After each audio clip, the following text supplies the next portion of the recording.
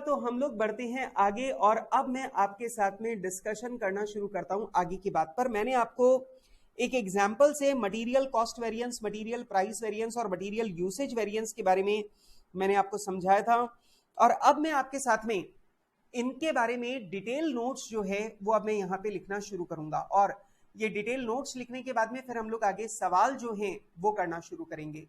तो क्या आप लोग तैयार हैं मेरे साथ? बिल्कुल, यस सर, हम बिल्कुल तैयार हैं। तो आ जाओ शुरू करते हैं। चलिए जी,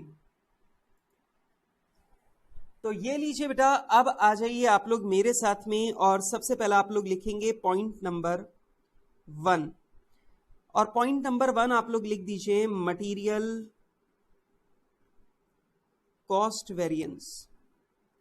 और बेटा मैं आपको बता दूं कि आप लोगों को फुल स्पीड में लिखना है, बिल्कुल भी आपको धीरे धीरे नहीं लिखना है। मटेरियल कॉस्ट वेरिएंस लिखना शुरू करें। Material cost variance, this variance will show the difference between total standard cost and total actual cost of raw material। तो बेटा जो हमारा रॉ मटेरियल है, उस रॉ मटेरियल की टोटल स्टैंडर्ड कॉस्ट और टोटल एक्चुअल कॉस्ट के बीच का जो डिफरेंस है वो बताता है मटेरियल कॉस्ट वेरिएंस। अच्छा सर, बेटा जी मटेरियल कॉस्ट वेरिएंस निकालने का फॉर्मूला आप लोगों को ये वाली बात मैं ऑलरेडी बता चुका हूं कि चाहे मटेरियल कॉस्ट वेरिएंस निकालना हो, चाहे लेबर कॉस्ट वेरिएंस निकालना हो, चाहे ओवरहेड कॉस्ट वेरिएंस निकालना हो, लेकिन कॉस्ट वेरिएंस कैलकुलेट करने का सिर्फ एक ही तरीका है। आप लोग बोलेंगे सर एक ही तरीका है, क्या है? तो मैं आपको बताऊं, सिर्फ एक ही तरीका है, और वो है total standard cost minus total actual cost. अगर हम लोग टोटल स्टैंडर्ड कॉस्ट में से टोटल एक्चुअल कॉस्ट को माइनस कर दें तो हमारे पास में मटेरियल कॉस्ट वेरिएंस आ जाएगा। अब इसका लॉजिक बिल्कुल सिंपल है, हमने एक्चुअल आउटपुट को स्टैंडर्ड कॉस्ट पर वैल्यू किया है, that is called total standard cost, और हमने एक्चुअल कॉस्ट इनकर की है, तो ऑब्वियस सी बात है दोनों के बीच का जो डिफरेंस है वो हमारा एबनॉर्मल लॉस या एबनॉर्मल गेन है, और बेटा उसे हम लोग कॉस्टिंग P&L से राइट ऑफ कर देंगे। ठीक है, वैसे यहां पर हम लोग कह सकते हैं वेयर टोटल स्टैंडर्ड कॉस्ट का मतलब है standard quantity into standard price. मतलब जो हमारा एक्चुअल आउटपुट है उसे बनाने के लिए रॉ मटेरियल की क्वांटिटी कितनी लगनी चाहिए थी इनटू स्टैंडर्ड प्राइस, मतलब वो क्वांटिटी कितने की आनी चाहिए थी। और बेटा टोटल एक्चुअल कॉस्ट का मतलब है actual quantity into actual price, मतलब हमने एक्चुअली कितनी क्वांटिटी का इस्तेमाल किया है मल्टीप्लाइड बाय जो भी हमारी एक्चुअल प्राइस रही है वो। तो ऐसा करने पर हमारे पास टोटल स्टैंडर्ड कॉस्ट और टोटल एक्चुअल कॉस्ट दोनों आ जाएंगी। वैसे मैं आपको ये बताना चाहता हूं कि अगर आप लोग ध्यान से देखें तो आप लोगों को दिखाई देगा कि कॉस्ट वेरिएंस के दो रीजन सामने नजर आ रहे हैं। एक है क्वांटिटी का डिफरेंस, ये क्वांटिटी का डिफरेंस जिसे हम लोग बोलते हैं यूसेज वेरिएंस, और दूसरा जो अंतर है वो आप लोगों को दिख सकता है प्राइस का डिफरेंस। और बेटा ये जो प्राइस का डिफरेंस है इसे हम लोग बोलते हैं प्राइस वेरिएंस। तो ऑब्वियस सी बात है बेटा, मटेरियल कॉस्ट के बीच का जो डिफरेंस है उस डिफरेंस के दो रीजन है, और वो दोनों रीजन यहां पर आपको साफ तौर पे दिखाई दे सकते हैं, एक क्वांटिटी का डिफरेंस और दूसरा प्राइस का डिफरेंस। ठीक, खैर आगे चलते हैं। अब मैं इसके अंदर और ज्यादा नहीं घुस रहा हूं क्योंकि मैं ऑलरेडी आपको ये वाली बातें सारी बता चुका हूं। दूसरा आप लोग लिखिए मटेरियल प्राइस वेरिएंस।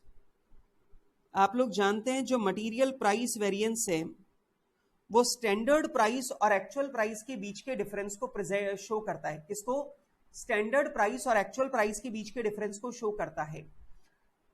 अब आप लोग एक और बात ये ध्यान रखना कि जो खरीदने की जिम्मेदारी है वो परचेज मैनेजर की है, तो ऑब्वियस बात है महंगा खरीदने के लिए जिम्मेदार भी कौन है? Purchase manager. तो ध्यान रखना मटेरियल प्राइस वेरिएंस के लिए रिस्पॉन्सिबल आदमी कौन है? Purchase manager. तो लिखो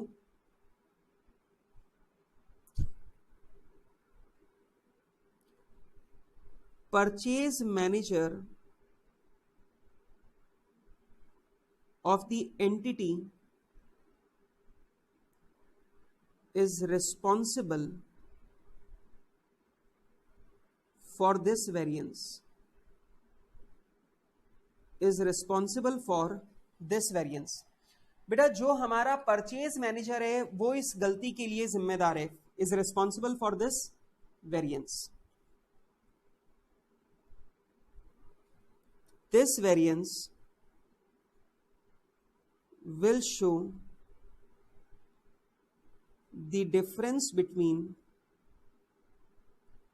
this variance will show the difference between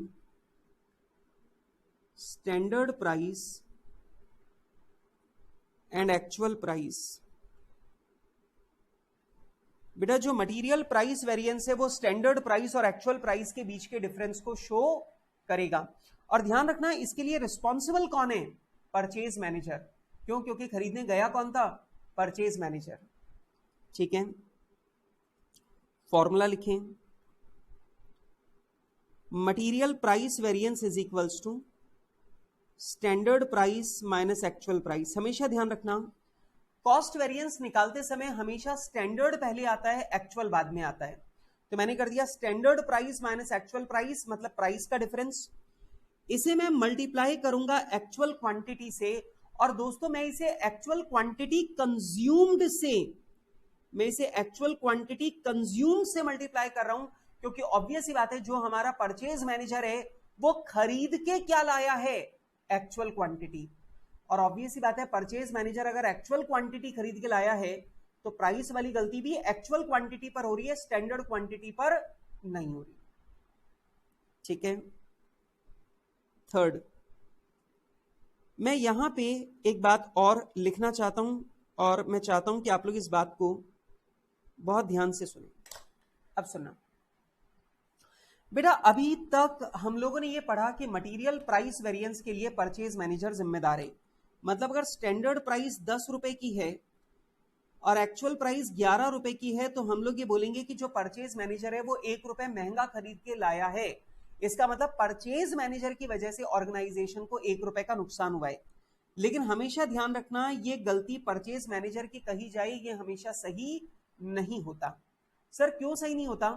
क्योंकि बेटा जिस टाइम पर आपने स्टैंडर्ड प्राइस तय की थी, हो सकता है बाजार में नॉर्मल भाव उस टाइम पे 10 रुपए का चल रहा था, लेकिन आप लोगों को पता है कि रॉ मटेरियल जो मार्केट है उसमें जो प्राइसेस हैं वो हर घड़ी बदलती रहती हैं, वो हर घंटे में चेंज होती रहती हैं, वो रोजाना बदलती रहती हैं। अब ऑब्वियस सी बात है जब हमारा परचेज मैनेजर बाजार में गया, तो परचेज मैनेजर जब मार्केट में गया, तो हो सकता है मार्केट के अंदर जो नॉर्मल प्राइस प्रिवेलिंग हो वो 11 रुपए की हो।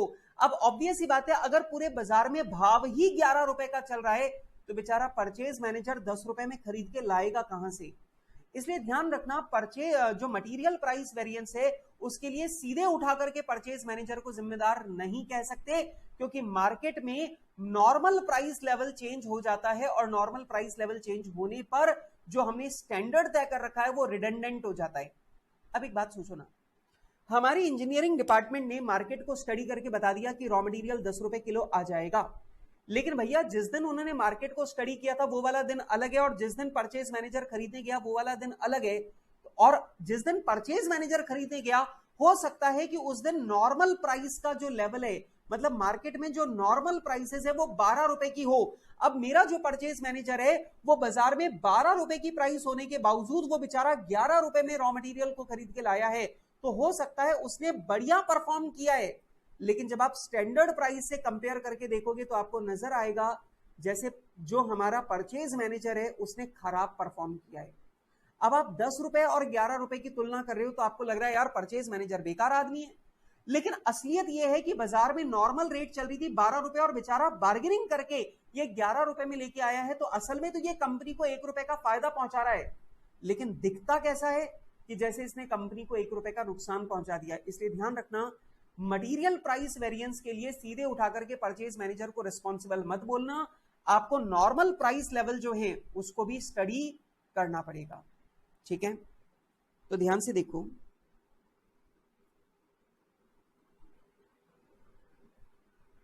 फॉर मटेरियल प्राइस वेरिएंस, बेटा आप एक बात ये ध्यान रखना कि अब हमारे एग्जाम में, अभी थोड़ी देर पहले मैंने आप लोगों को शुरुआत में बताया था कि हमारे एग्जाम में एनालिटिकल क्वेश्चंस आते हैं, मतलब परफॉर्मेंस इवैल्यूएशन के लिए लॉजिक को काम में लेते हुए ऐसे सवाल हमसे एग्जाम में पूछे जाते हैं।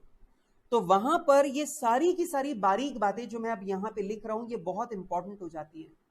ध्यान रखना, स्टैंडर्ड कॉस्टिंग में जो सवाल आपसे पूछा जाएगा उसमें एक पार्ट होगा वेरिएंस कैलकुलेट करवाने का, दूसरा जो पार्ट होगा वो होगा एनालिसिस का, और एनालिसिस में आपको इन्हीं बारीकियों का इस्तेमाल करना है।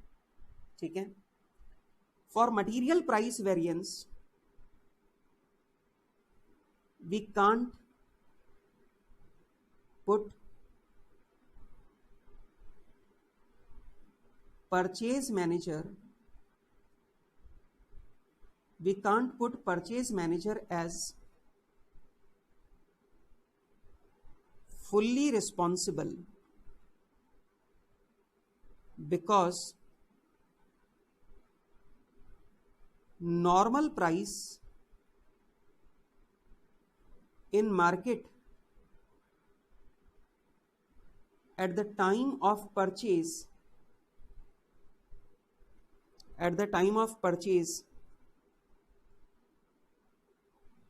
may not be equal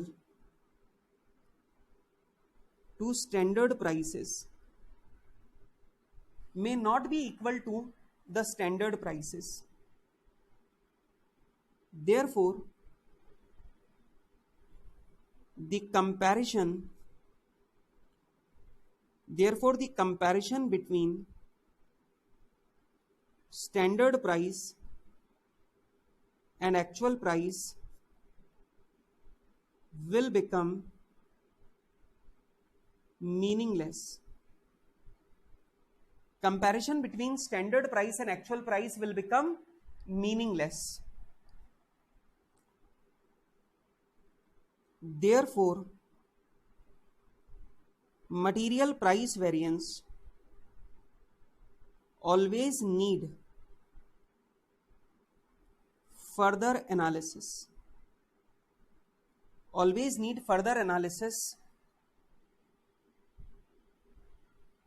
on the basis of normal market prices. तो बेटा जो मटेरियल प्राइस वेरिएंस है वो मटेरियल प्राइस वेरिएंस का आपको हमेशा फर्दर एनालिसिस करना चाहिए, ये देखते हुए कि जो हमारा नॉर्मल मार्केट प्राइस है वो क्या चल रहा था परचेज के टाइम पर। अब स्टैंडर्ड प्राइस तो साल में एक बार तय हो जाती है, मार्केट प्राइस तो पूरे साल भर बदलती रहती है, तो भैया नॉर्मल मार्केट प्राइस क्या चल रही थी इस बात को भी आपको कंसिडर करना है, पहली बात। दूसरी बात, अब मान लेते हैं कि अगर मेरी स्टैंडर्ड प्राइस है 10 रुपए की और मेरा परचेज मैनेजर एक्चुअली खरीद लाया 8 रुपए में, तो आप मुझे बताइए मेरी स्टैंडर्ड प्राइस है 10 रुपए की, मतलब जो हमारा इंजीनियरिंग डिपार्टमेंट है वो ये कहता है कि भाई साहब रॉ मटेरियल आपको 10 रुपए की रेट में खरीद के लाना है, और जो मेरा परचेज मैनेजर है वो बाजार गया और जाकर के 8 रुपए की रेट में रॉ मटेरियल खरीद के ले आया, तो इसका मतलब ये हुआ कि मेरे परचेज मैनेजर ने ऑर्गेनाइजेशन के लिए 2 रुपए की सेविंग की है। तो आप मुझे बताइए क्या हम लोग ये मान सकते हैं कि ऑर्गेनाइजेशन के लिए परचेज मैनेजर ने बढ़िया काम किया है, उसने ऑर्गेनाइजेशन के 2 रुपए की बचत की है? क्या अपन लोग ऐसा बोल सकते हैं? मेरा जवाब है नहीं, नहीं। अब समझो क्यों नहीं। आप ये समझो, जब परचेज मैनेजर को ये पता चलता है कि मुझे सस्ता रॉ मटेरियल ले जाने पर मेरी परफॉर्मेंस बढ़िया काउंट की जाएगी और मुझे बोनस दिया जाएगा, मुझे इनाम दिया जाएगा, तो वो क्या करता है, वो क्वालिटी में कॉम्प्रोमाइज कर लेता है। वो क्या करता है कि जिस क्वालिटी का रॉ मटेरियल हमें चाहिए वो उससे थोड़ी हल्की क्वालिटी का रॉ मटेरियल खरीद के ले आता है, और हल्की क्वालिटी का रॉ मटेरियल खरीद कर वो 8 रुपए की रेट में रॉ मटेरियल कंपनी को अवेलेबल करवा देता है। अब आप मुझे बताइए कंपनी का टारगेट था 10 रुपए में अच्छी क्वालिटी का रॉ मटेरियल प्रोक्योर करना, लेकिन परचेज मैनेजर खराब क्वालिटी का रॉ मटेरियल 8 रुपए की रेट में खरीद के ले आया। अब मटेरियल प्राइस वेरिएंस यहां पर फेवरेबल दिखेगा, आपको ऐसा लगेगा परचेज मैनेजर ने बढ़िया परफॉर्म किया है, लेकिन देखा जाए ना तो परचेज मैनेजर ने पूरी एंटिटी को डुबोने की तैयारी कर लिया, क्योंकि अगर वो खराब क्वालिटी का रॉ मटेरियल लेकर के आया है तो उससे बनने वाला माल भी खराब क्वालिटी का बनेगा, हमारा कस्टमर डिससेटिस्फाइड फील करेगा और आगे जाकर के वो कंपनी से माल लेना बंद कर देगा, तो कंपनी को लॉन्ग रन में इसकी वजह से नुकसान होने लगेगा। तो आप ये ध्यान रखना कि जब मटेरियल प्राइस वेरिएंस फेवरेबल आ रहा है तो आप ये जरूर चेक करना कि परचेज मैनेजर ने क्वालिटी में कॉम्प्रोमाइज तो नहीं कर लिया है। ठीक है, लिखिए, if material price variance is favorable, then we need to check that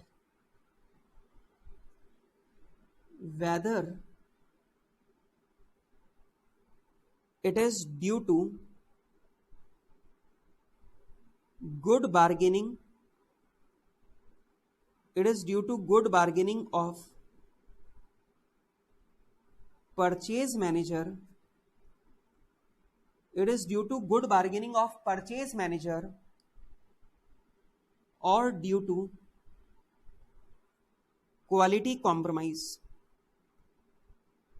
or due to quality compromise, quality compromise.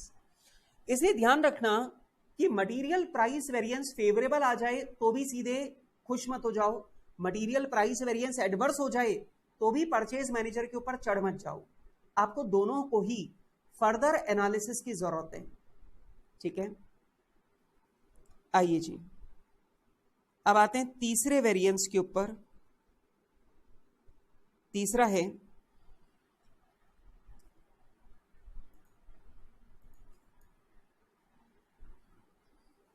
तीसरा आ जाएगा material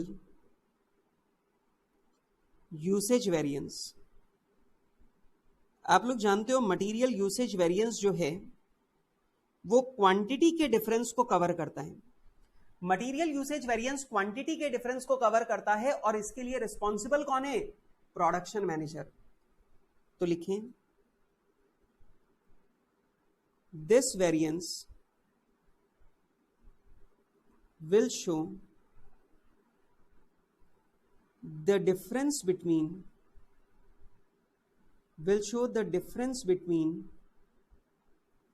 standard quantity and actual quantity. This variance will show the difference between standard quantity and actual quantity. ये standard quantity और actual quantity के बीच के difference को show करेगा। Production manager is considered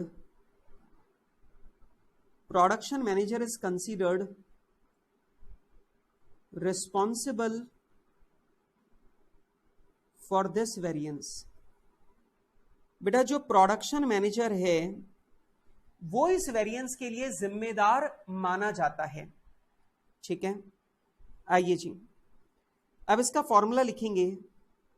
material usage variance is equals to, आपको पता है मुझे क्वांटिटी का डिफरेंस लेना है, वो मैंने ले लिया standard quantity minus actual quantity. मैंने स्टैंडर्ड क्वांटिटी और एक्चुअल क्वांटिटी के बीच का डिफरेंस ले लिया। अब क्वेश्चन ये आता है इसे मल्टीप्लाई किससे करूं, स्टैंडर्ड प्राइस से या एक्चुअल प्राइस से? आप लोग जानते हैं स्टैंडर्ड प्राइस के ऊपर वाली जो गलती है वो परचेज मैनेजर की है, प्रोडक्शन मैनेजर की नहीं है। इसलिए मैं स्टैंडर्ड प्राइस तक की ही गलती कवर करूंगा, स्टैंडर्ड प्राइस के पार वाली गलती कवर नहीं करूंगा। ठीक है, अच्छा जी, लेकिन अब मैं चाहता हूं एक बात का ध्यान रखें, और एक बात का नहीं मैं बोलूंगा, दो बातों का ध्यान आपको रखना है। सुनना बेटा, प्रोडक्शन मैनेजर यूसेज वेरिएंस के लिए हमेशा जिम्मेदार नहीं होता है। आप बोलेंगे सर क्यों जिम्मेदार नहीं होता? मैं आपको बताता हूं क्या हुआ। एक एंटिटी ऐसी थी जिसमें परचेज मैनेजर ने घटिया क्वालिटी का रॉ मटेरियल खरीदा। अब परचेज मैनेजर घटिया क्वालिटी का रॉ मटेरियल खरीद के ले आया तो प्रोडक्शन के दौरान वेस्टेज बहुत ज्यादा निकला, और वेस्टेज ज्यादा निकलने की वजह से मटेरियल यूसेज वेरिएंस क्या हो गया? एडवर्स। अब आप मुझे बताओ कि रॉ मटेरियल का वेस्टेज बढ़ने का रीजन प्रोडक्शन मैनेजर की गलती नहीं है बल्कि परचेज मैनेजर की गलती है, क्योंकि परचेज मैनेजर घटिया क्वालिटी का रॉ मटेरियल खरीद के लाया। तो ध्यान रखना, मटेरियल यूसेज वेरिएंस अगर आपका एडवर्स आ जाए तो सीधे प्रोडक्शन मैनेजर को नहीं पकड़ना है। यह भी पॉसिबल है कि जो हमारा मटेरियल यूसेज वेरिएंस है वो इस वजह से अराइज हुआ है क्योंकि परचेज मैनेजर घटिया क्वालिटी का रॉ मटेरियल खरीद के लाया, जिसकी वजह से हमारा वेस्टेज ज्यादा निकला। ठीक है, दूसरी बात एक और चीज है, पर वो अभी पहले ये लिख लेते हैं, फिर उसके बाद में दूसरी बात बताता हूं। Production manager is not always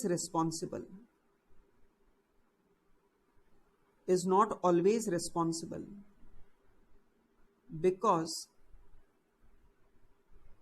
it may be possible that material usage variance has arisen due to bad quality of raw material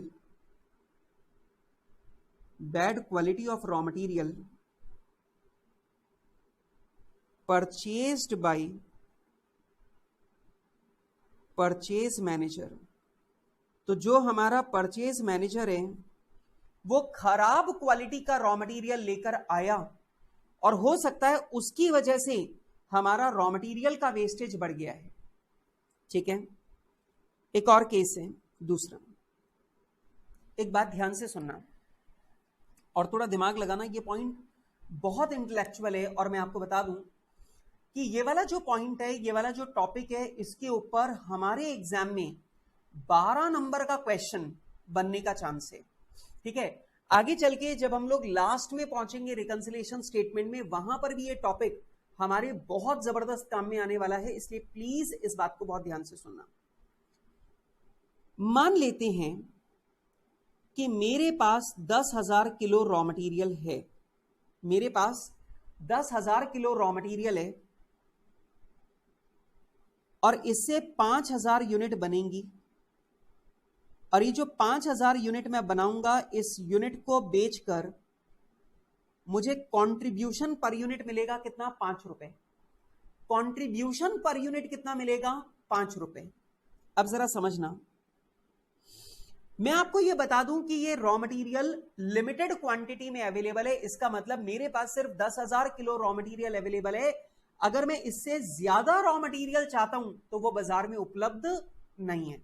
ध्यान से सुनना, raw material 10,000 kilo limited quantity में अवेलेबल है, एक्स्ट्रा रॉ मटेरियल अवेलेबल नहीं है। मतलब market में 10,000 kilo के बाद मुझे और रॉ मटेरियल मिलने वाला नहीं है।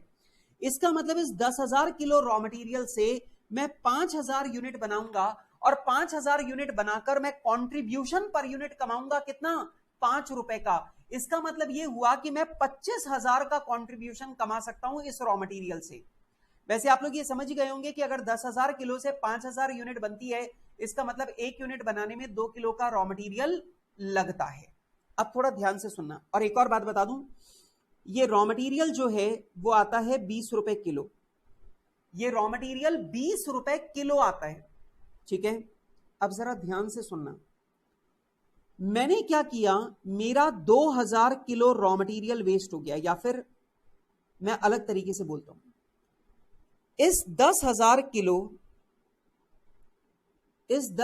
किलो रॉ मटेरियल से मैंने 4,000 यूनिट बनाई। कितनी यूनिट बनाई? 4,000 यूनिट मैंने बनाई। अच्छा, अब सुनो, इस 10,000 किलो रॉ मटेरियल से मैंने 4,000 यूनिट बनाई। अब सोच के ध्यान से दिमाग लगा के जवाब देना, थोड़ा सोचने का लेवल अब अपने को ऊपर करना है। वैसे भी ऑब्वियस सी बात है बेटा, अब आप लोग सीए इंटर पास हो चुके हैं और अब आप लोग सीए फाइनल में आ चुके हैं, तो अब अपना सोचने का लेवल भी अपने को ऊपर करना पड़ेगा। इसलिए जरा सोचो, 10,000 किलो रॉ मटेरियल से 5,000 यूनिट बन सकती थी, पर मैंने सिर्फ 4,000 यूनिट बनाई। ठीक, इसका मतलब ये तो पक्की बात है कि मैंने रॉ मटेरियल वेस्ट किया है, पर कितना? जरा सुनना ध्यान से। 4,000 यूनिट बनाने में अगर 10,000 किलो से 5,000 यूनिट बनती है, मतलब 1 यूनिट बनाने में 2 किलो रॉ मटेरियल लगता है। तो बताइए, ये 4,000 यूनिट जो मैंने बनाई, इस 4,000 यूनिट को बनाने में मेरा रॉ मटेरियल लगना चाहिए था कितना? 8,000 किलो। अब सोचो, रॉ मटेरियल 8,000 किलो लगना चाहिए था, लेकिन मैंने वहां पे रॉ मटेरियल लगा दिया 10,000 किलो। इसका मतलब ये हुआ कि मैंने बाकी का 2,000 किलो रॉ मटेरियल वेस्ट कर दिया।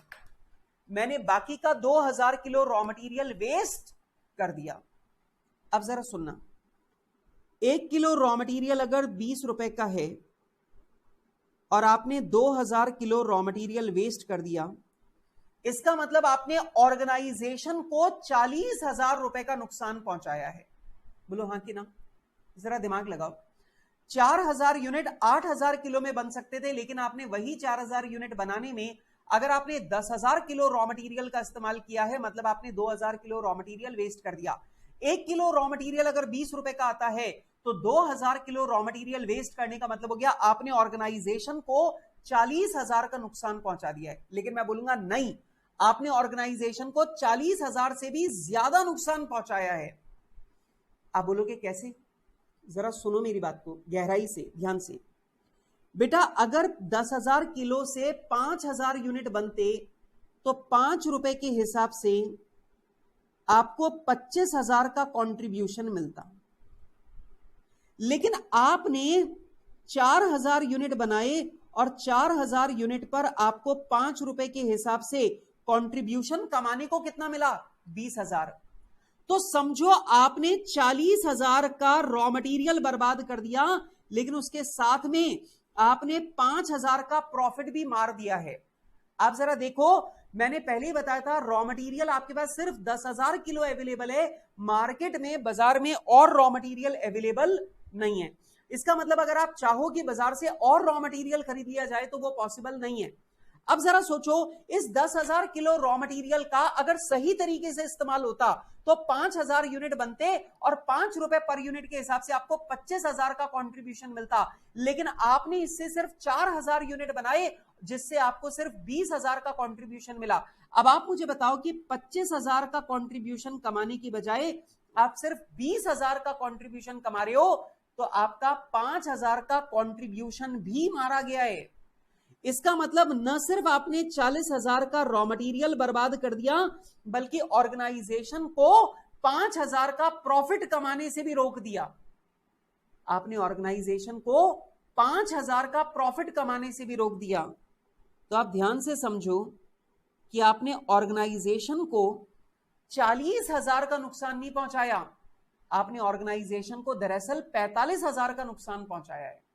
मतलब 40,000 का जो रॉ मटेरियल वेस्ट कर दिया वो तो है ही नुकसान, साथ में 5,000 जो प्रॉफिट कमा सकता था ऑर्गेनाइजेशन, वो भी आपने कमाने नहीं दिया। तो आपने ऑर्गेनाइजेशन को नुकसान कितना पहुंचाया? 45,000 का, ना कि 40 का।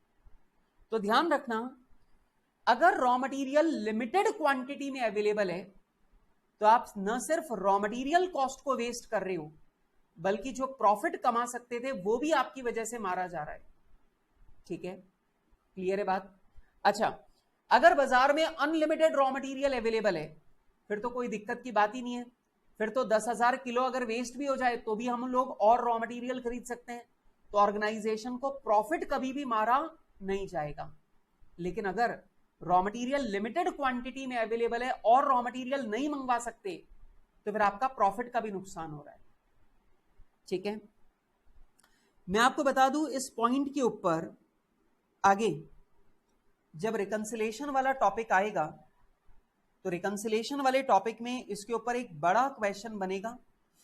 और ये क्वेश्चन जो है, ये जो कॉन्सेप्ट है, ये एग्जाम के लिए भी बहुत इंपॉर्टेंट है, क्योंकि ये नया कॉन्सेप्ट है और हमारे नए कोर्स में ये कॉन्सेप्ट न्यूली ऐड किया गया है। इंपॉर्टेंट है, ठीक है। खैर, अभी जो मैंने आपको समझाया वो प्रोडक्शन मैनेजर को ही जिम्मेदार डायरेक्टली बोल देना जरूरी नहीं है, हो सकता है रॉ मटेरियल का वेस्टेज खराब क्वालिटी के रॉ मटेरियल की वजह से हो रहा हो, पहली बात। Number 2, raw material usage variance के अलावा जो प्रोडक्शन मैनेजर है वो प्रॉफिट का भी नुकसान कर सकता है अगर रॉ मटेरियल लिमिटेड क्वांटिटी में अवेलेबल है तो, ठीक है। सुनो, this point is very very important बेटा, इसके ऊपर आप लोग लिख लेना important, very important.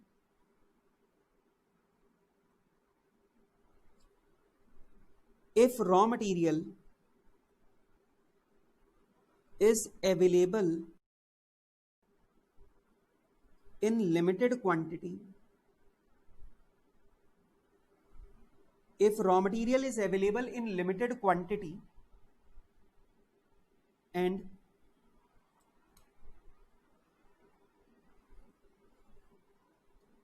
additional quantity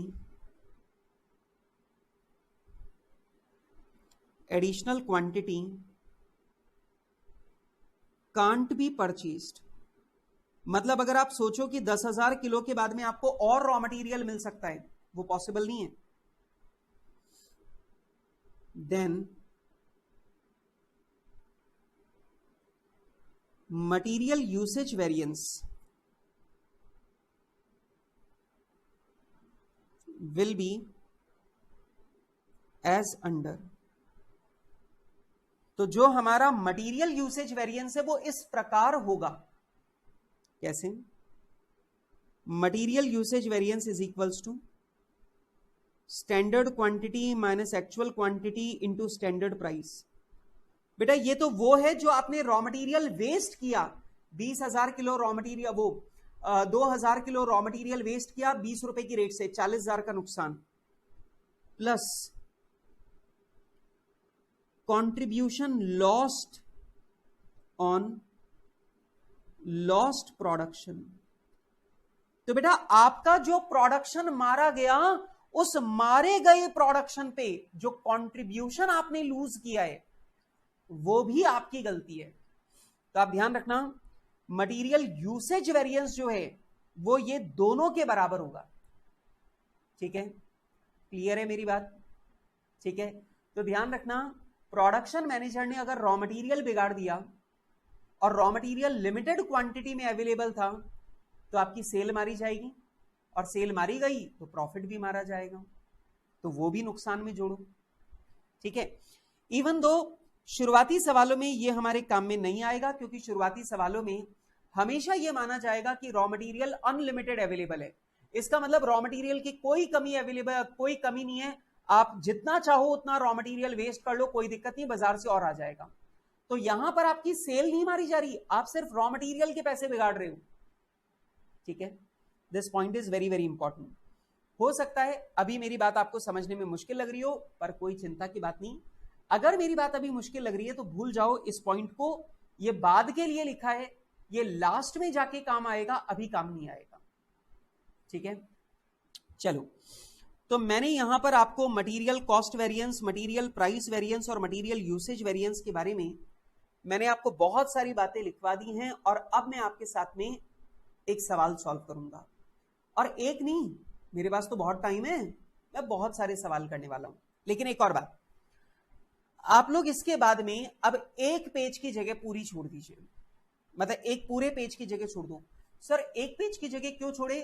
क्योंकि बेटा अभी इसमें हमें मटेरियल सब usage variance, material mix variance और मटेरियल यील्ड वेरिएंस, इन तीनों के नोट्स भी लिखने हैं। तो आप यहां पर एक पेज की जगह छोड़ दो। ये लीजिए बेटा, मैं भी यहां पर करीब करीब एक पेज की जगह मैंने छोड़ दी है, और ये लीजिए एक पेज की जगह छोड़कर अब मैं आपके साथ में करने जा रहा हूं क्वेश्चन नंबर 1।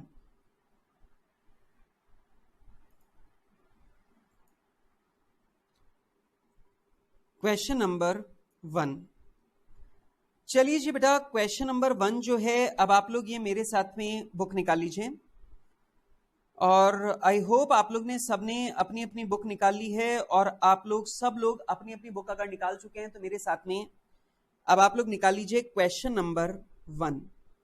यस सर, हमने क्वेश्चन नंबर 1 निकाल लिया सर। अब आप बिल्कुल आराम से हमें ये वाला क्वेश्चन करवा सकते हैं। चलो मेरे साथ में पढ़ो। क्वेश्चन कहता है RS limited has established the following standard mix for producing 9 tons of product Z.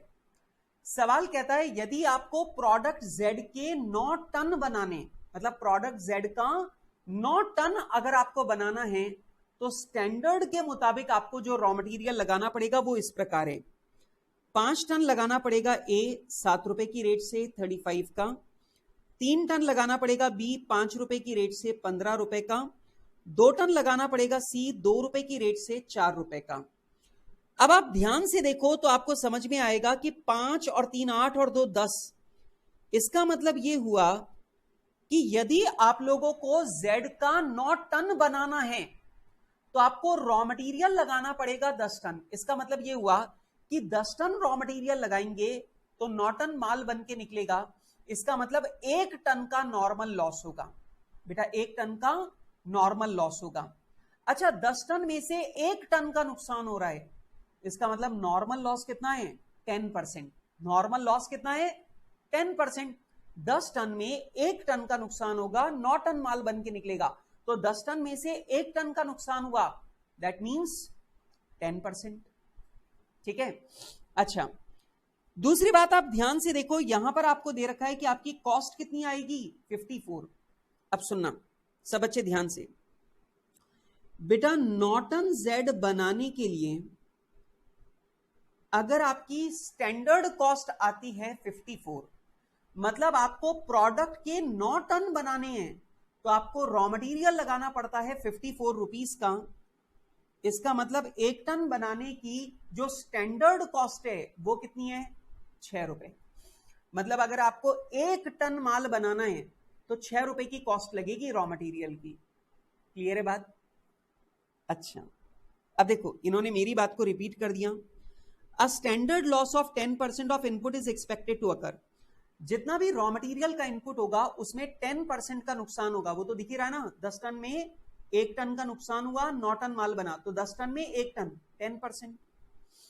Actual input was as under, क्या है भाई 53,000 टन ए लगा 7 रुपए की रेट से, 28,000 बी लगा 5.3 की रेट से, 19,000 टन ए लगा, बेटा इसे करेक्ट कर लेना ये सी है, 19,000 टन सी लगा 2 रुपीज 20 पैसा की रेट से। अब मेरी बात को जरा ध्यान से सुनो और समझो। बेटा मेरी कैलकुलेशन ये कहती है कि 53,000, 28,000 और 19,000 अगर इन सबको मिला के देखें तो रॉ मटेरियल कितना लगा 1 लाख टन। कितना लगा 1 लाख टन। लो भाई 1 लाख टन, ठीक है।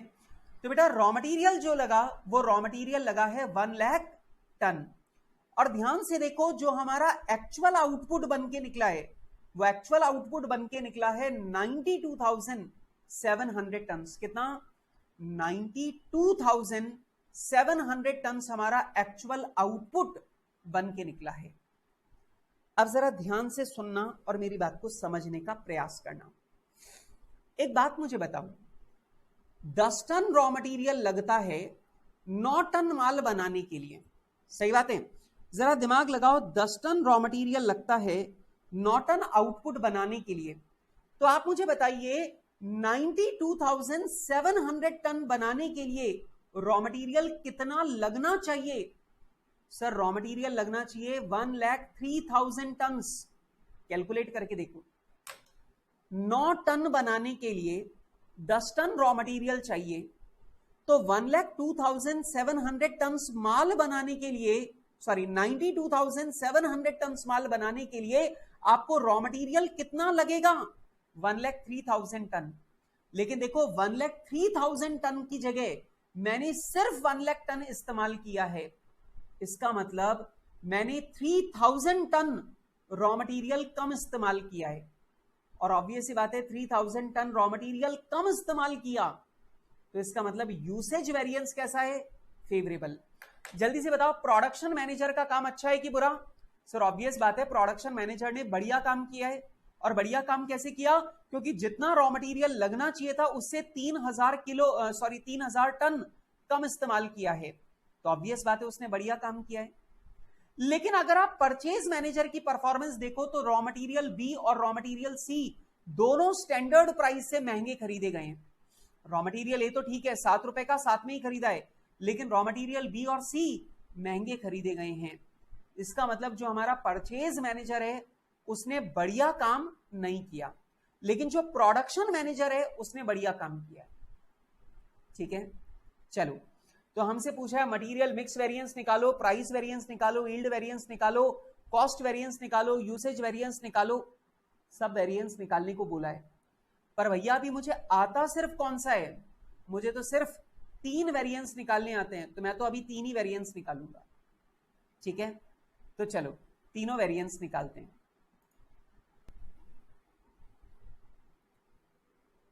ये लीजिए बेटा, अब ये जो मेरा चार्ट बनाने का तरीका है, इस तरीके को बहुत ध्यान से सीखना है। सबसे पहला कॉलम यहां पर आ जाएगा स्टैंडर्ड का, और मैं आपको याद दिला दूं स्टैंडर्ड कॉस्ट हमेशा एक्चुअल आउटपुट की होती है। और बेटा हमारा एक्चुअल आउटपुट है 92,700 टन्स। एक्चुअल आउटपुट कितना है? 92,700 टन्स, ये मेरा एक्चुअल आउटपुट है। वैसे भी आप लोग जानते हो ना, स्टैंडर्ड कॉस्टिंग में जो आपका एक्चुअल आउटपुट है, उस एक्चुअल आउटपुट को ही अपन लोग स्टैंडर्ड कॉस्ट पर वैल्यू करते हैं। वही तो काम कर रहा हूं। दूसरा है एक्चुअल कॉस्ट, और आप लोग जानते हैं एक्चुअल कॉस्ट भी हमेशा एक्चुअल आउटपुट की होती है, और यहां पर एक्चुअल आउटपुट है 92,700 टन्स का। ओके, यहां पर पहला कॉलम हो जाएगा standard quantity, standard price, total standard cost. और इधर आ जाएगा एक कॉलम बीच में बनाएंगे रिवाइज्ड एक्चुअल क्वांटिटी का। रिवाइज्ड एक्चुअल क्वांटिटी का कॉलम बनाएंगे बीच में, ये नया है, इसके बारे में बाद में बात करेंगे। Actual quantity, actual price, total actual cost. Actual quantity, actual price, total actual cost. ठीक है, चलो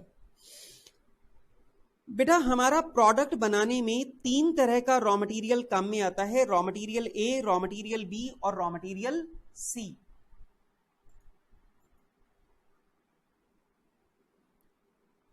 रॉ मटेरियल बी और रॉ मटेरियल सी। तो बेटा ये 3 तरह का जो रॉ मटेरियल है वो हम लोग यहां पर इस्तेमाल करते हैं। अब इसे बिल्कुल ध्यान से सुनना बेटा। आप ध्यान से देखो, क्वेश्चन में आपको दे रखा है कि जो रॉ मटेरियल अपन लोग इस्तेमाल करते हैं, ये रॉ मटेरियल अपन इस्तेमाल करते हैं 5 टन, 3 टन, 2 टन। इसका मतलब 5:3:2 के रेशो में अपन लोग ये रॉ मटेरियल इस्तेमाल करते हैं। तो मैंने यहां पे लिख दिया कि जो भी रॉ मटेरियल अपन लोग इस्तेमाल करते हैं वो रॉ मटेरियल 5:3:2 के रेशो में इस्तेमाल करते हैं। 5, 3, 2 मतलब raw material A, raw material B और रॉ मटेरियल सी, तीनों रॉ मटेरियल स्टैंडर्ड के मुताबिक किस रेशो में इस्तेमाल होते हैं? 5:3:2 के रेशो में। अब थोड़ा दिमाग लगाओ, स्टैंडर्ड के मुताबिक 10 टन रॉ मटेरियल लगता है। स्टैंडर्ड के मुताबिक 10 टन रॉ मटेरियल लगता है यदि आपको 9 टन जेड बनाना है। तो आप मुझे बताइए, अगर मुझे 92,700 टन अगर जेड बनाना है तो मुझे रॉ मटेरियल लगेगा कितना? एबीसी तीनों मिलाकर कितना लगेगा? सर एबीसी तीनों मिलाकर लगेगा 1,03,000 टन। सही बात है। एबीसी तीनों मिलाकर टोटल 10 टन रॉ मटेरियल लगता है 9 टन जेड बनाने के लिए। तो 92,700 टन जेड बनाने के लिए रॉ मटेरियल कितना लगेगा? 1,03,000 टन। अब ये 1,03,000 टन जो है ये मुझे लगाना है 5:3:2 के रेशो में। तो कितना कितना लगेगा? ए लगेगा 51,500, ए लगेगा 51,500, बी लगेगा 30,900 और सी लगेगा 20,600। बेटा ए की स्टैंडर्ड प्राइस है 7 रुपीज, बी की स्टैंडर्ड प्राइस है 5 रुपीज और सी की स्टैंडर्ड प्राइस है 2 रुपीज। तो 51,500 इंटू 7, 51,500 इंटू 7, 3,60,500। 30900 इंटू 5, 154,500। 20600 इंटू 2, 41,200। और अगर मैं सबको जोड़ दूं तो आ जाएगा 556,200। 5,56,200 ये आ जाएगी मेरी टोटल स्टैंडर्ड कॉस्ट। वैसे मैं एक और चीज वेरीफाई करवा सकता हूं, ध्यान से देखो, स्टैंडर्ड कॉस्ट पर यूनिट। देखो बेटा 5,56,200 ये टोटल स्टैंडर्ड कॉस्ट है 92,700 टन्स बनाने की। बेटा ध्यान से देखो, 92,700 टन्स बनाने की जो टोटल स्टैंडर्ड कॉस्ट है वो है 556,200। तो बताओ एक टन बनाने की कितनी? 6 रुपीज। और अगर आपको ध्यान रहे तो अभी अभी मैंने सवाल पढ़ते टाइम भी ये 6 रुपए निकाल के बताया था। देख लो, 9 टन बनाने की टोटल स्टैंडर्ड कॉस्ट है 54, एक टन की 6। 92,700 टन जेड बनाने की टोटल स्टैंडर्ड कॉस्ट है 556,200, एक टन की 6। अच्छा, अब एक बात में बहुत ध्यान रखना सब बच्चे, ध्यान से देखो, यहां लिखा है स्टैंडर्ड प्राइस और यहां लिखा है स्टैंडर्ड कॉस्ट, दोनों में फर्क समझो। प्राइस हमेशा रॉ मटेरियल की होती है और कॉस्ट हमेशा प्रोडक्ट की होती है। तो ध्यान रखना, ये जो 6 रुपए है ये प्रोडक्ट की स्टैंडर्ड कॉस्ट है और ये 7, 5 और 2 रॉ मटेरियल की स्टैंडर्ड प्राइस है। तो ध्यान रखना, प्राइस हमेशा रॉ मटेरियल की होती है, कॉस्ट हमेशा प्रोडक्ट की होती है, इस बात का ध्यान रखना। अच्छा, अगर मैं तुमसे पूछूं कि ये जो तीनों रॉ मटेरियल है इनकी एवरेज स्टैंडर्ड प्राइस क्या है, तो कैसे निकालोगे? 556,200, ये 556,200 ये टोटल स्टैंडर्ड कॉस्ट है 1,03,000 केजी रॉ मटेरियल की। तो बेटा आप मुझे बताइए 1 केजी रॉ मटेरियल की एवरेज स्टैंडर्ड प्राइस कितनी होगी? 5.4। बेटा ये जो 6 है ये प्रोडक्ट की स्टैंडर्ड कॉस्ट है और ये जो 5.4 है ये रॉ मटेरियल की एवरेज स्टैंडर्ड प्राइस है। ठीक है, आगे चलते हैं। बेटा एक्चुअल क्वांटिटी आपको गिवन है 53,000 टन्स, 28,000 टन्स, 19,000 टन्स। आपकी एक्चुअल प्राइस है 7, 5.30 और 2.20। तो लीजिए बेटा 53,000 इंटू 7 ये आएगा 3,71,000। 28,000 इंटू 5.3 148,400। 19,000 इंटू 2.2 41,800, 41,800। और अगर मैं तीनों को जोड़ दूं तो आ जाएगा 561,200, ये आ जाएगा 1 लाख।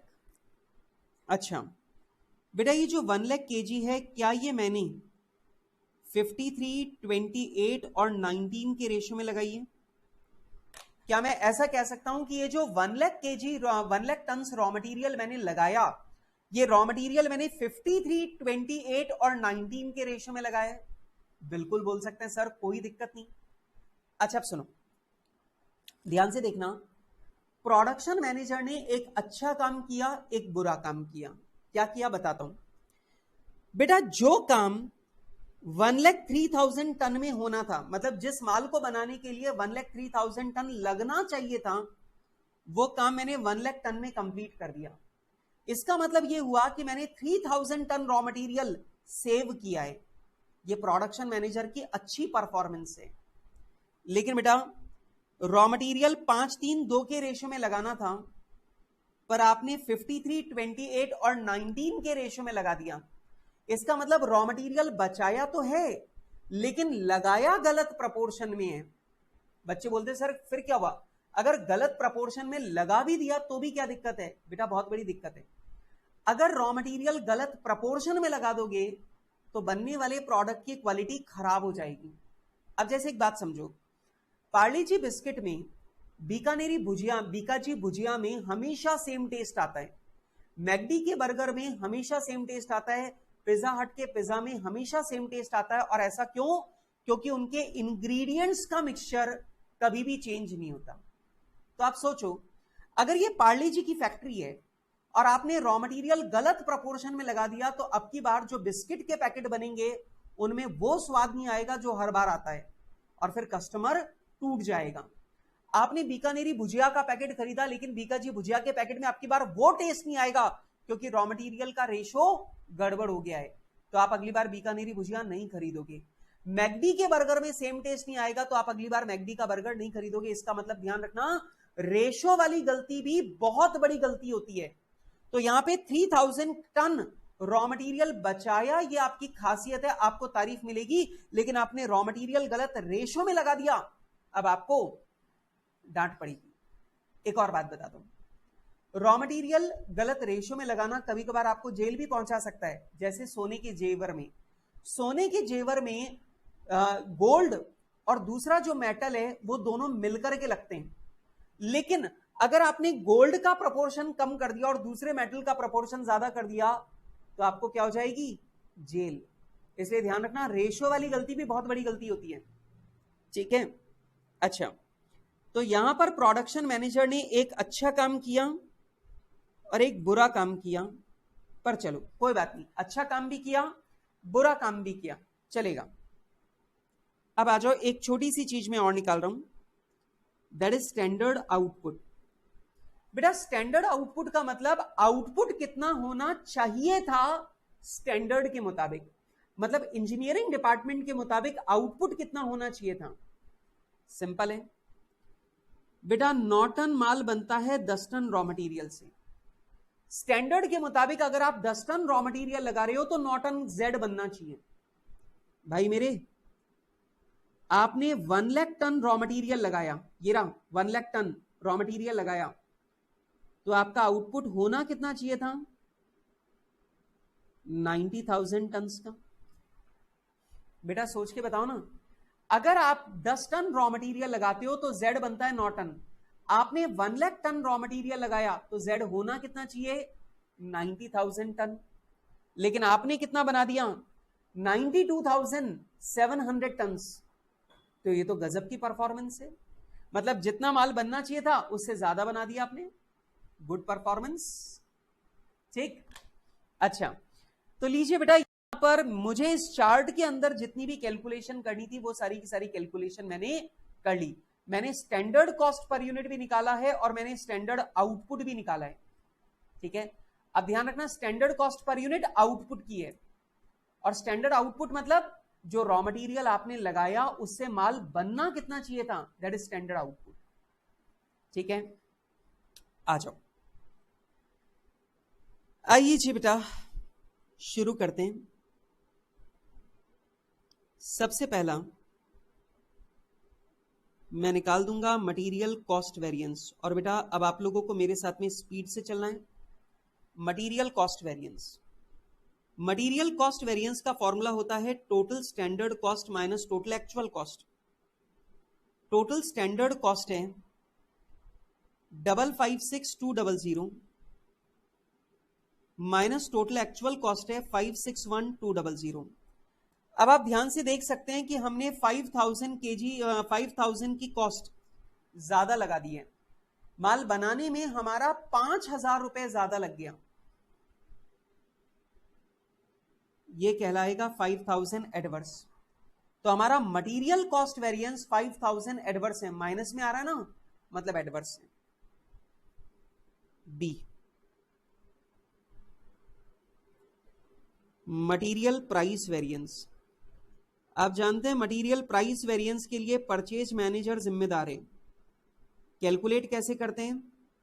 प्राइस का डिफरेंस ले लो, और ध्यान रखना परचेज मैनेजर एक्चुअल क्वांटिटी खरीद के लाया है, तो ऑब्वियस बात है प्राइस का नुकसान भी एक्चुअल क्वांटिटी के ऊपर किया है। पर बेटा इसे सॉल्व करने का तरीका समझो। पहले यहां पे तीनों रॉ मटेरियल लिख लो ए बी सी। अब तीनों की स्टैंडर्ड प्राइस लिख लो 752 माइनस तीनों की एक्चुअल प्राइस लिख लो 7, 5.3, 2.2 इंटू एक्चुअल क्वांटिटी कितनी खरीदी? ए हमने खरीदा 53,000 टन, बी खरीदा 28,000 टन, सी खरीदा 19,000 टन। तो लो भाई नुकसान कितना हुआ? ए रॉ मटेरियल खरीदने में कोई नुकसान नहीं हुआ है। 0.3 इंटू 28,000, बेटा यहां 8400 का नुकसान हुआ है, 8400 एडवर्स, और यहां पर 3800 का नुकसान हुआ है, तो ये हो गया 3800 एडवर्स। तीनों को जोड़ देते हैं तो हमारा जो टोटल नुकसान है वो हो गया है 12,200 एडवर्स। तो ये लीजिए बेटा, जो हमारा मटेरियल प्राइस वेरिएंस है वो मटेरियल प्राइस वेरिएंस यहां पे आ जाएगा 12,200 एडवर्स। मैंने रॉ मटेरियल ए महंगा नहीं खरीदा, पर रॉ मटेरियल बी मैंने 30 पैसे महंगा खरीदा, रॉ मटेरियल सी मैंने 20 पैसे महंगा खरीदा, और खरीदा कितना? 28,000 टन और 19,000 टन। तो ऑब्वियस बात है जितना खरीदा है उतने का ही तो नुकसान होगा, वो नुकसान आ गया। ठीक है, तीसरा है मटेरियल यूसेज वेरिएंस। मुझे मालूम है जो मटेरियल यूसेज वेरिएंस है वो फेवरेबल ही आने वाला है। क्यों? क्योंकि ऑब्वियस ही बात है मैंने 3,000 टन रॉ मटेरियल कम इस्तेमाल किया है, तो फायदा तो होगा। लो बेटा, मैंने क्वांटिटी का डिफरेंस ले लिया, standard quantity minus actual quantity. इसे मैं मल्टीप्लाई करूंगा स्टैंडर्ड प्राइस से। क्यों? क्योंकि स्टैंडर्ड प्राइस के ऊपर वाली गलती मटेरियल प्राइस वेरिएंस है, जिसके लिए परचेज मैनेजर रिस्पॉन्सिबल है। हमारी गलती सिर्फ स्टैंडर्ड प्राइस तक है। वापस वही A B C, A B C, standard quantity 51,500, 30900, 20600 minus actual quantity 53,000, 28,000, 19,000 multiplied by standard price 752। यहां आ जाएगा 51,500 माइनस 53,000 इंटू 7, तो आ जाएगा 10,500 एडवर्स। 30900 माइनस 28,000 इंटू 5 प्लस में आ रहा है 14,500 फेवरेबल। 20600 minus 19,000 into 2, 3,200 favourable. अब अगर मैं इन तीनों को जोड़ दूं तो तीनों को जोड़ने पर आ जाएगा 7,200 फेवरेबल। और ये लीजिए बेटा, तीनों को जोड़ने पर हमारे पास आ जाएगा 7,200 फेवरेबल। ठीक है, अब जरा ध्यान दो, दिमाग लगाओ। प्राइस वेरिएंस है 12,200 एडवर्स और यूसेज वेरिएंस है 7,200 फेवरेबल। दोनों को जोड़ दो तो आपका मैच कर जाएगा 5,000 एडवर्स। ठीक है, आप देख लो दोनों को अगर आप जोड़ोगे तो 5000 एडवर्स मैच कर जाएगा, काम खत्म। लो बेटा, तो मैंने इस क्वेश्चन में मटेरियल प्राइस वेरिएंस निकाल दिया, यूसेज वेरिएंस निकाल दिया, कॉस्ट वेरिएंस निकाल दिया, और वो भी बड़े आराम से निकाल दिया, कोई दिक्कत ही नहीं थी। ठीक है, अब मैं क्या बताऊं यार, ये स्टैंडर्ड कॉस्टिंग है ही इतनी आसान, ये 3 फॉर्मूला इतने छोटे छोटे से फॉर्मूला हैं, और मेन जो चीज है ना वो ये चार्ट बनाने की है। अगर ये चार्ट कैसे बनाना है अगर ये समझ में आ जाए तो बाकी तो कुछ है ही नहीं। सर वो मटेरियल सब यूसेज और मिक्स वेरिएंस सीखेंगे भाई, बाद में सीखेंगे, और मैं आपको बता दूं अगर ये चार्ट बना लिया तो आपको वो भी आ जाएगा। ठीक है, खैर आगे बढ़ते हैं, और अब आप लोग मेरे साथ में करेंगे क्वेश्चन नंबर 2, नहीं आप मेरे साथ में करिए क्वेश्चन नंबर 6 करिए, क्वेश्चन नंबर 6। चलिए, तो क्वेश्चन नंबर 6 निकाल लीजिए आप लोग मेरे साथ में, और ये लीजिए, ये रहा क्वेश्चन नंबर 6 आपके सामने। ठीक है, वैसे मैं बता दूं क्वेश्चन नंबर 1 और क्वेश्चन नंबर 6 बिल्कुल मिलते जुलते से सवाल हैं। ठीक है, और इससे हमारी बहुत अच्छी प्रैक्टिस हो जाएगी, कॉन्सेप्ट हमें एकदम क्लियर हो जाएगा। चलो पढ़ते हैं।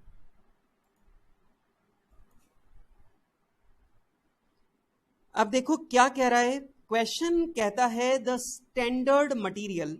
ओके,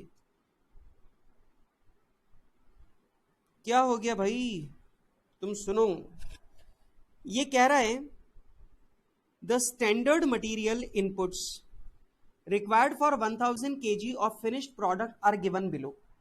ये कह रहा है कि अगर आपको फिनिश्ड प्रोडक्ट का 1000 kg का प्रोडक्शन करना है तो इतना रॉ मटेरियल रिक्वायर्ड है। अब फर्क समझो, क्वेश्चन नंबर 1 में बोला था 10 kg अगर आपको Z बनाना है तो उसमें 9 kg अगर आपको Z बनाना है तो उसमें इतना इतना रॉ मटेरियल लगेगा, लेकिन यहाँ पे 9 kg की जगह क्या बोला, 1000 kg बोल रहा है।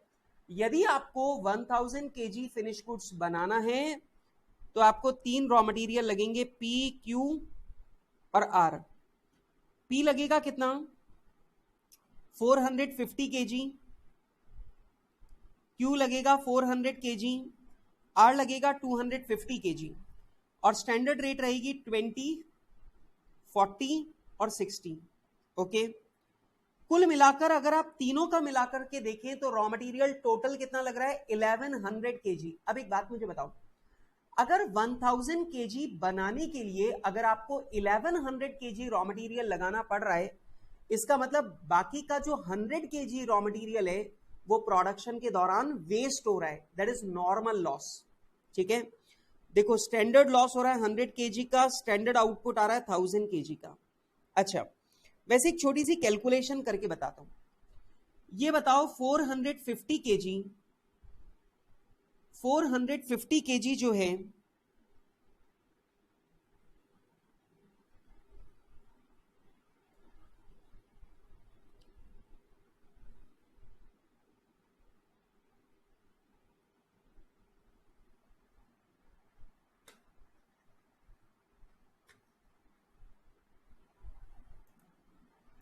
तो लैपटॉप की जो प्रॉब्लम चल रही थी वो हो गई है दूर, तो लैपटॉप वाली प्रॉब्लम दूर हो गई है। अब आगे चलते हैं।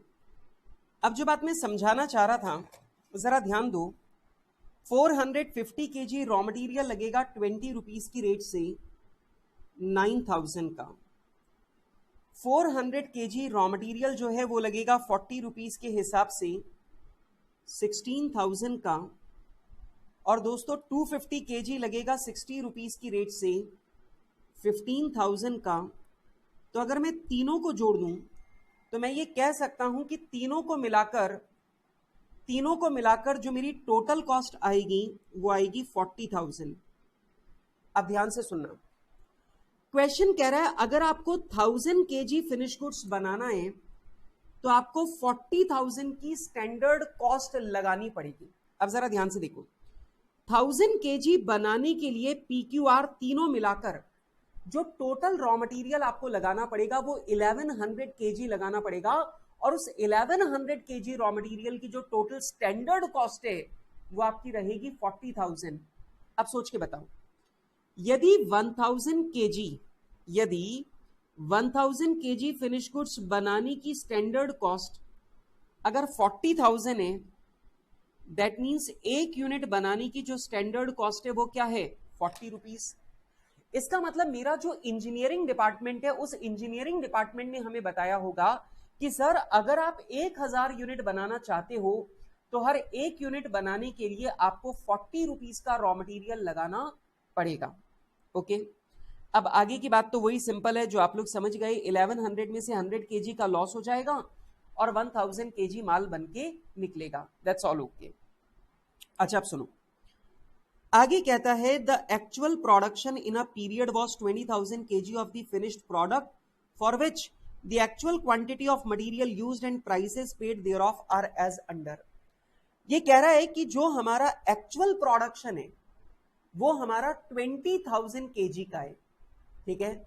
अच्छा, और उसके लिए हमने रॉ मटेरियल जो इस्तेमाल किया वो इस प्रकार है, PQR 10,000 केजी, 8500 केजी और 4500 केजी, 19 रुपीज का, 42 रुपीज का, 65 रुपीज का, ये अपने को दे रखा है। अब अगर मैं यहां पे टोटल लगाऊं तो जरा ध्यान से देखो, 10,000 केजी, 8500 केजी और 4500 केजी सब मिला के देखिए तो हमने रॉ मटेरियल इस्तेमाल किया है 23,000 केजी। अब दिमाग लगाना सब बच्चे, बेटा ये बताओ 1000 केजी बनाने के लिए रॉ मटेरियल चाहिए 1100 केजी, मतलब 10% ज्यादा। जरा दिमाग लगाओ, अगर आपको 1000 केजी फिनिश गुड्स बनाना है तो आपको रॉ मटेरियल लगाना है कितना, 1100 केजी। तो बताओ यदि आपको 20,000 केजी फिनिश गुड्स बनाना है तो रॉ मटेरियल लगाना कितना चाहिए था, 22,000 केजी। 1000 के लिए 1100 केजी, तो 20,000 के लिए 22,000 केजी रॉ मटेरियल आपका लगना चाहिए था, लेकिन आपने 22,000 की जगह आपने 23,000 केजी रॉ मटेरियल लगा दिया, मतलब 1,000 केजी रॉ मटेरियल आपने ज्यादा इस्तेमाल किया है। और बेटा अगर 1,000 केजी ज्यादा इस्तेमाल किया मतलब आपने 1,000 केजी रॉ मटेरियल वेस्ट कर दिया। अब बात को समझना, अगर यहां पे मटेरियल लिमिटेड क्वांटिटी में अवेलेबल होता तो उस कंडीशन में आप न सिर्फ 1000 किलो रॉ मटेरियल का नुकसान कर रहे होते बल्कि जो प्रॉफिट कंपनी कमा सकती है वो भी मारा जाता। लेकिन यहां पर अनलिमिटेड रॉ मटेरियल दे रखा है, लिमिटेड रॉ मटेरियल के बारे में ऐसी कोई बात नहीं बोली गई। तो बेटा यहां पे रॉ मटेरियल लिमिटेड क्वांटिटी में अवेलेबल है ऐसी कोई बात नहीं बोली, इसलिए मैं मानूंगा रॉ मटेरियल खूब अनलिमिटेड क्वांटिटी में अवेलेबल है। इसका मतलब आपने सिर्फ रॉ मटेरियल वेस्ट किया है, आपने कंपनी का प्रॉफिट मारा नहीं है, ठीक है। अच्छा आगे सुनो, मटेरियल कॉस्ट वेरिएंस निकालना है, प्राइस वेरिएंस निकालना है, यूसेज वेरिएंस निकालना है। आगे दो वेरिएंस और पूछे, मिक्स वेरिएंस निकालो, यील्ड वेरिएंस निकालो। लेकिन भाई मुझे मिक्स वेरिएंस और यील्ड वेरिएंस निकालना आता ही नहीं है, तो भाई ये वाला काम तो मुझे बाद में ही करना पड़ेगा। ओके सर, कोई बात नहीं, बाद में कर लेंगे सर, चिंता की बात नहीं है। ओके अब जरा सुनो, अब मैं तुम्हारे साथ में ये क्वेश्चन सॉल्व करने जा रहा हूं। अब मैं ये क्वेश्चन सॉल्व करने वाला हूं, बिल्कुल सर कर दीजिए, कोई दिक्कत नहीं। लेकिन सुनो, अभी आपने जो क्वेश्चन नंबर 1 किया, इस क्वेश्चन नंबर 1 के बाद में आप लोग करीब करीब एक पेज की जगह छोड़ दीजिए। जो आपने क्वेश्चन नंबर 1 किया उस क्वेश्चन नंबर 1 के बाद में आप लोग एक पेज की जगह छोड़ दो। सर क्यों छोड़ दें बेटा? वो जगह इसलिए छोड़नी है क्योंकि अभी हमने क्वेश्चन नंबर 1 में मिक्स वेरिएंस, सब यूसेज वेरिएंस और यील्ड वेरिएंस नहीं निकाला, और हमें उसके लिए जगह छोड़नी है क्योंकि ये काम हम लोग बाद में करेंगे, जब सीखेंगे तब वापस आके करेंगे, ठीक है। तो इसलिए जगह छोड़ दो, ठीक है सर, कोई दिक्कत नहीं। तो आओ जी आओ, आगे बढ़े। अब यहां से करेंगे क्वेश्चन नंबर 6। आप लोग तो जानते हो बेटा, मटेरियल कॉस्ट वेरिएंस का कोई भी सवाल करने से पहले मुझे बनाना होता है चार्ट।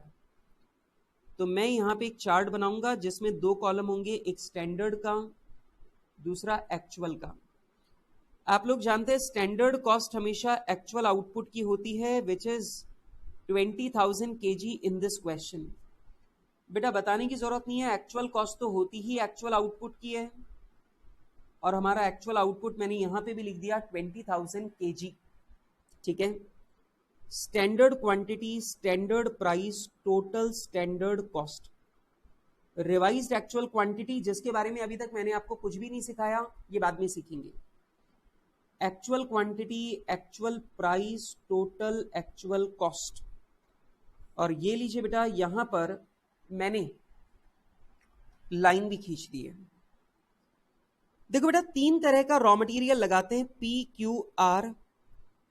और बेटा ये तीनों तरह का रॉ मटेरियल लगाने के बाद, ये तीनों तरह का रॉ मटेरियल लगाने के बाद हमारा प्रोडक्ट बनके तैयार होता है।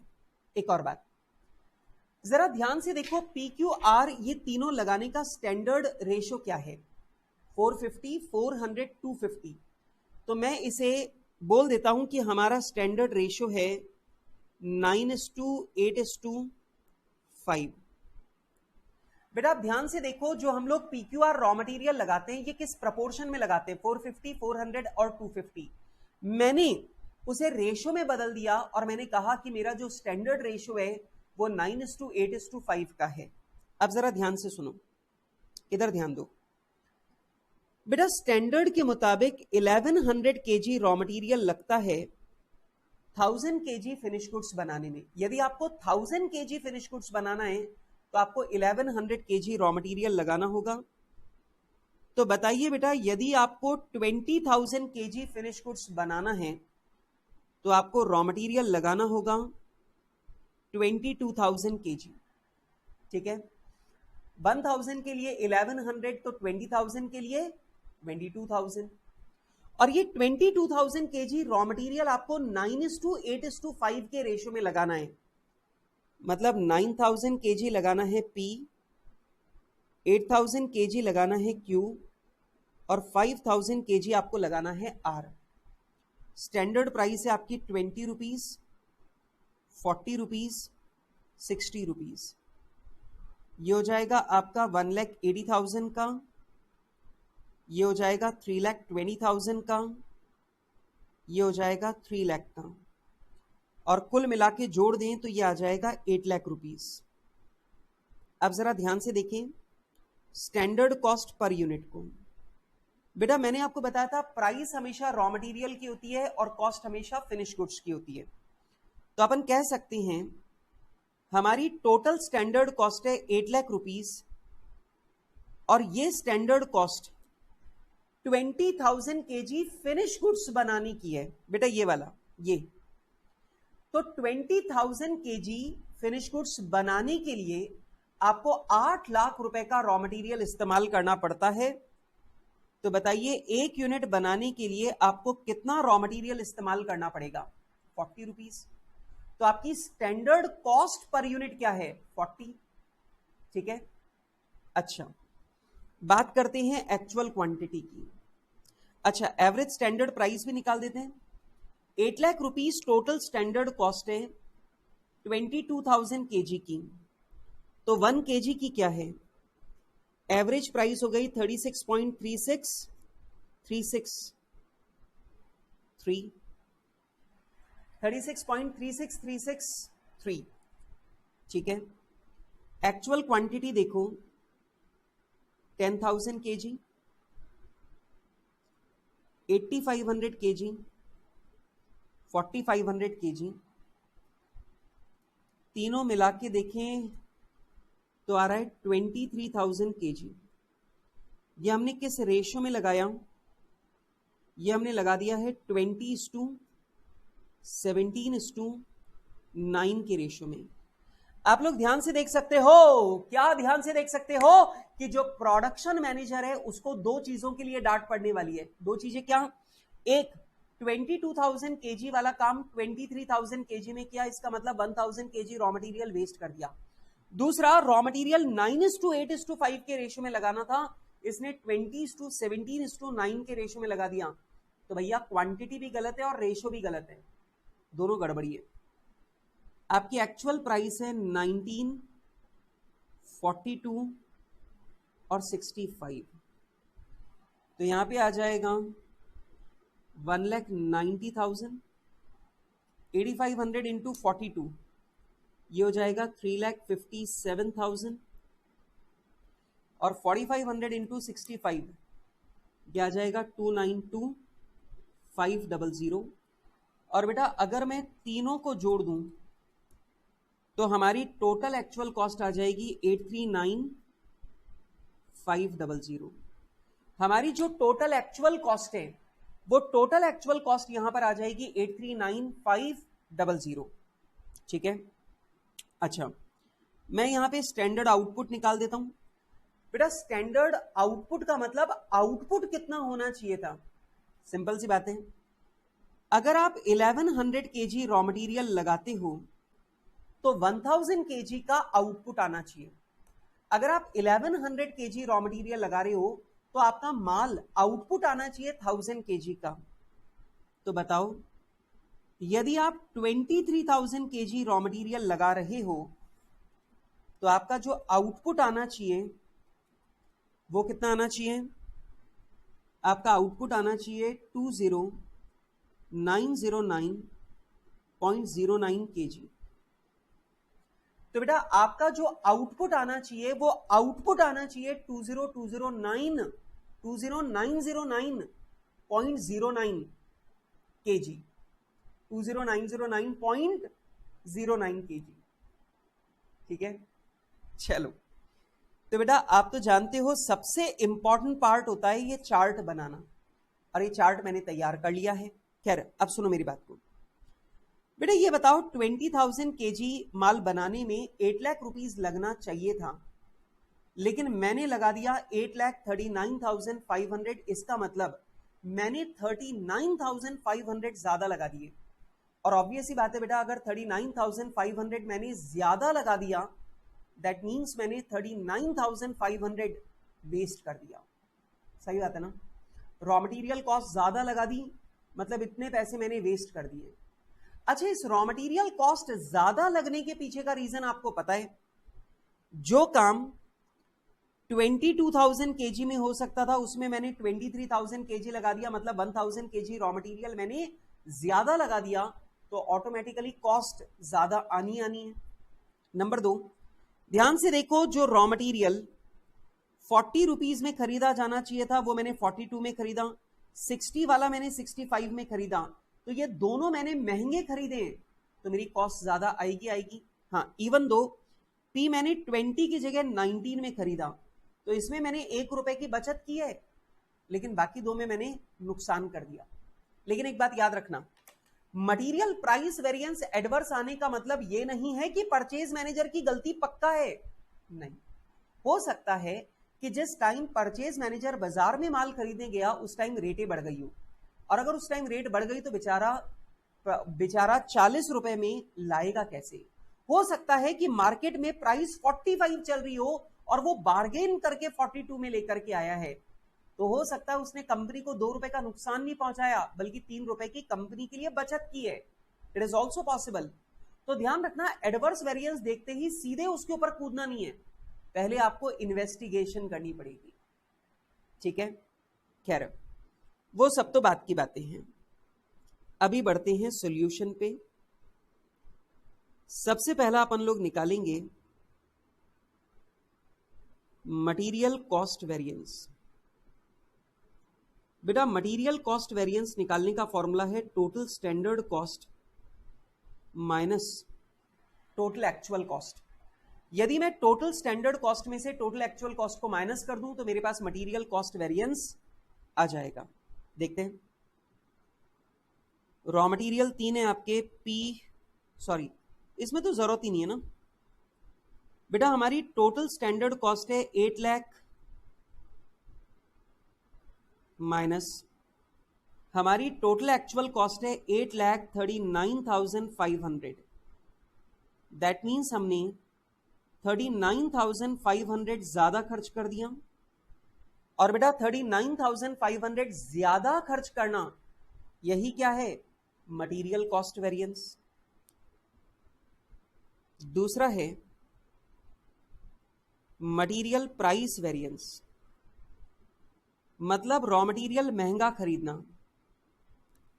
तो बेटा स्टैंडर्ड प्राइस और एक्चुअल प्राइस के बीच का डिफरेंस ले लो। अब ध्यान रखना, इस वेरिएंस के लिए परचेज मैनेजर जिम्मेदार है, और याद रखना परचेज मैनेजर कितनी क्वांटिटी खरीद के लाया, एक्चुअल क्वांटिटी।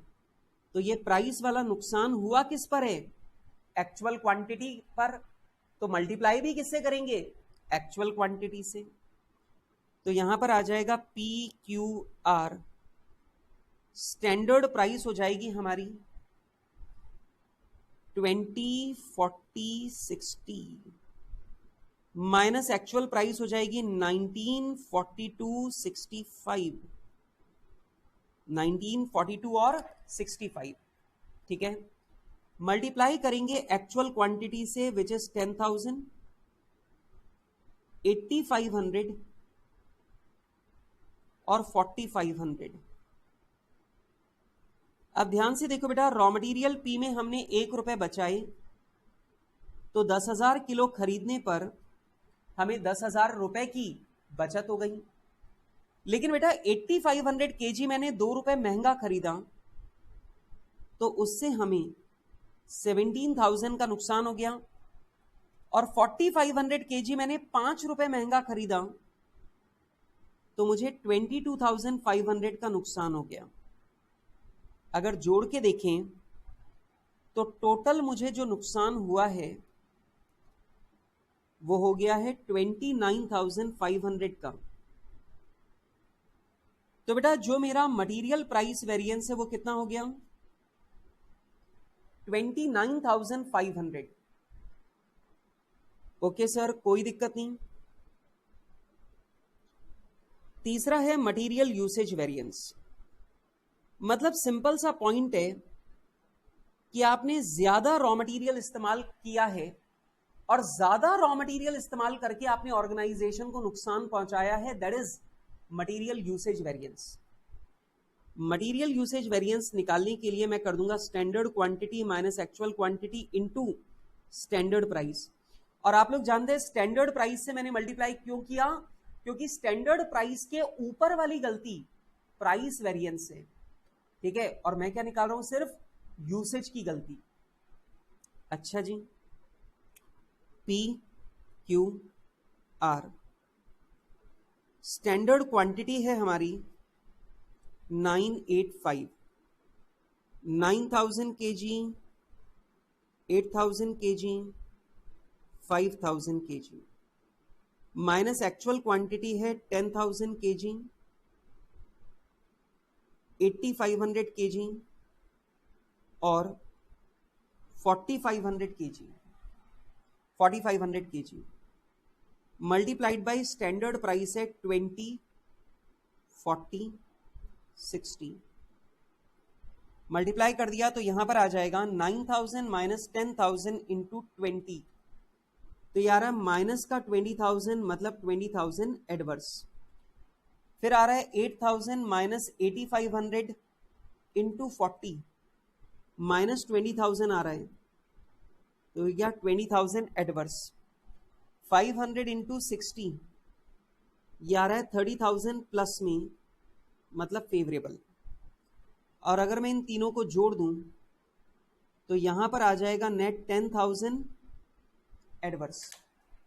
तो बेटा यहां पर आ जाएगा हमारे पास 10,000 एडवर्स। और अब अगर आप लोग चाहें तो आप लोग दोनों को जोड़कर, अगर आप दोनों को ऐड कर दो तो आपका आंसर मैच हो जाएगा। अब देखो 29,500 एडवर्स, ये तो है प्राइस वेरिएंस, और 10,000 एडवर्स है आपका यूसेज वेरिएंस। और अगर आप दोनों को जोड़ दो तो ये हो जाएगा 39,500 एडवर्स। आपका प्राइस वेरिएंस और यूसेज वेरिएंस दोनों को जोड़ने पर मटेरियल कॉस्ट वेरिएंस आपका मैच हो जाएगा। और भाई अगर मटेरियल कॉस्ट वेरिएंस अगर आपका मैच हो गया, इसका मतलब आपका आंसर बिल्कुल करेक्ट है। ठीक है, डन। तो आप ध्यान से देखो, मैंने यहां पे प्राइस का डिफरेंस लेकर एक्चुअल क्वांटिटी से मल्टीप्लाई किया, क्योंकि परचेज मैनेजर एक्चुअल क्वांटिटी खरीद के लाया है तो वो उसी के लिए जिम्मेदार है। जो यूसेज वेरिएंस है उसे मैंने स्टैंडर्ड प्राइस से मल्टीप्लाई किया, क्योंकि स्टैंडर्ड प्राइस के ऊपर वाली गलती परचेज मैनेजर की है, वो प्राइस वेरिएंस है, यूसेज वेरिएंस नहीं है, इसलिए मैंने किससे मल्टीप्लाई किया? स्टैंडर्ड प्राइस से। काम खत्म। ठीक। अब आप लोग मुझे बोलेंगे कि सर ये बताओ कि क्या वाकई स्टैंडर्ड कॉस्टिंग इतनी आसान है जितनी दिख रही है? तो मैं आपको बता दूं, स्टैंडर्ड कॉस्टिंग इससे भी ज्यादा आसान है। मतलब अगर आपको ये मटेरियल कॉस्ट वेरिएंस एक बार समझ में आ जाए तो आगे लेबर, वेरिएबल ओवरहेड, बाकी सारे वेरिएंसेस भी अपने आप समझ में आ जाएंगे। सबसे मेन वेरिएंस यही है। तो लॉजिक अगर आ गया, फॉर्मूला अगर आ गया, तो बस फिर कोई दिक्कत नहीं है। ठीक है, चलिए दोस्तों, यहां पे अब टिक टिक घड़ी को देखने से मुझे पता चलता है कि हमारी जो क्लास का टाइम है वो लगभग फिनिश हो गया है, और क्लास का टाइम फिनिश हो गया है तो आज की बात मुझे यहीं पर रोकनी पड़ेगी। तो भैया आगे की बात भी करेंगे, लेकिन आगे की बात मैं आपके साथ में करूंगा कल की क्लास में। तो मिलेंगे अपन लोग कल की क्लास में। आज के लिए बात यहीं तक। ठीक, bye for now. Sir homework है कुछ? भैया होमवर्क के नाम पर सिर्फ इतनी सी चीज है कि आप लोगों को ये सवाल घर से दोबारा करके देखने और आप लोगों को सॉल्यूशन देखे बिना करना है। अगर ये 2 सवाल आपने बिना सॉल्यूशन देखे कर लिए तो आप मान लीजिए आपको स्टैंडर्ड कॉस्टिंग पूरी तरह आ गया है। ठीक है, चलिए बाय बाय, मिलेंगे हम लोग कल की क्लास में।